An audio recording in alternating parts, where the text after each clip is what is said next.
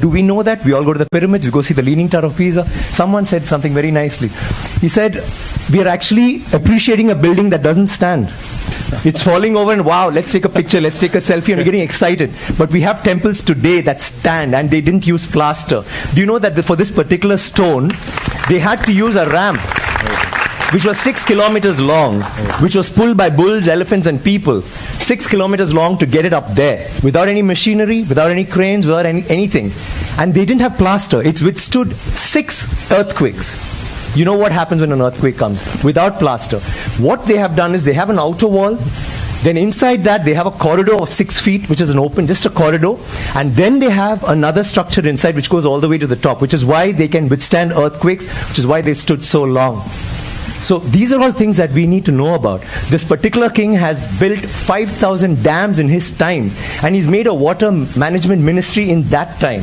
He's had elections for the village leaders.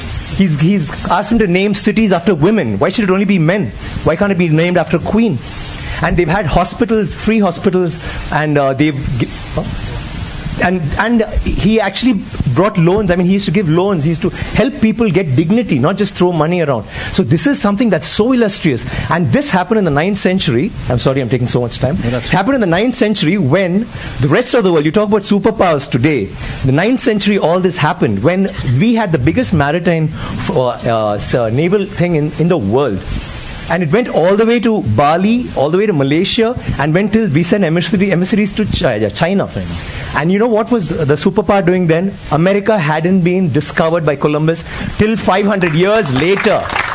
So think about our culture, think about how advanced we were. We need to be proud of this. It's nothing to do with North India, South India, West India, East India. It is, we are Indians, and we need to feel proud about that.